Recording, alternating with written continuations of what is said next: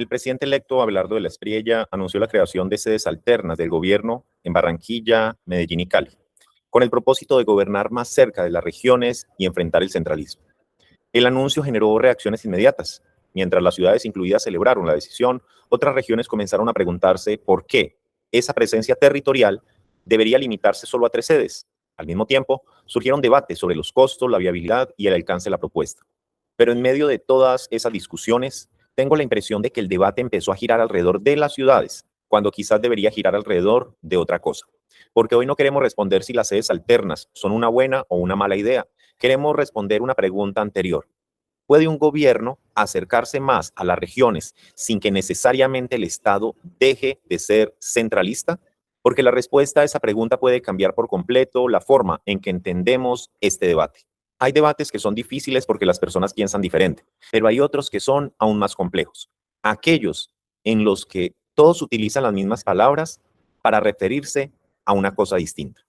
Creo que eso está ocurriendo en este momento. Al anuncio de las sedes alternas del gobierno se sumó la propuesta de convertir a Barranquilla en capital alterna. Al mismo tiempo, se ha hablado de un gobierno con mayor presencia en las regiones para enfrentar el centralismo. Y, casi sin darnos cuenta, empezamos a tratar las sedes alternas, la capital alterna, el gobierno itinerante y la descentralización como si fueran expresiones distintas de una misma idea, pero no necesariamente lo son. Cada una responde a un propósito diferente y tiene implicaciones distintas para el funcionamiento del Estado. Si el objetivo es acercar el gobierno a las regiones, las sedes alternas pueden ser una herramienta. Si el objetivo es superar el centralismo en la toma de decisiones, la discusión ya no gira únicamente alrededor de dónde ejerce sus funciones el presidente, sino de dónde reside realmente la capacidad de decidir. Y esa diferencia importa, porque una misma medida puede contribuir a un objetivo sin ser suficiente para alcanzar el otro. Por eso, quizás el mayor desafío de este debate no sea decidir si estamos a favor o en contra de las sedes alternas. El verdadero desafío es identificar con claridad qué problema pretende resolver cada propuesta y evaluar si los instrumentos elegidos son suficientes para lograr ese propósito. Aquí aparece el verdadero núcleo de este debate. Una cosa es el presidente, otra muy distinta es el gobierno que ejecuta las políticas públicas y otra es el Estado, que permanece aunque cambien los gobiernos. Y otra, más profunda todavía, es dónde reside realmente la capacidad de decidir. Por eso, hagamos un ejercicio sencillo. Imaginémonos que mañana el presidente instala una sede permanente en Cali. Preguntémonos, ¿ese solo hecho le daría al Valle del Cauca mayor capacidad de decidir sobre sus recursos? No necesariamente. ¿Modificaría por sí mismo las competencias de la gobernación o de los municipios? Tampoco. ¿Redistribuiría automáticamente el poder entre la nación y las entidades territoriales? No por sí solo, porque una sede puede cambiar de ciudad, pero la distribución del poder no cambia únicamente con una nueva ubicación. Requiere cambios en la competencia, en los recursos, en la autonomía y, cuando corresponda, en las reglas que organizan el funcionamiento del Estado. Y aquí aparece una diferencia que vale la pena tener presente.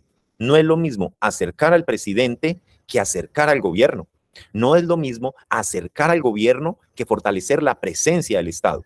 Y tampoco es lo mismo fortalecer la presencia del Estado que descentralizar la capacidad de decisión. Por eso, quizás la pregunta más importante no sea ¿dónde ejercerá sus funciones el presidente? La verdadera pregunta es otra. ¿Dónde reside la capacidad real para tomar decisiones? Porque una verdadera descentralización no depende únicamente de abrir nuevas sedes, depende de que las regiones cuenten con las competencias, los recursos, la autonomía necesarios para ejercer cada vez más responsabilidades dentro del marco de la Constitución y la ley. Entonces, ¿cómo podemos evaluar esta propuesta? Más que apresurarnos a responder, creo que conviene formular 3 preguntas.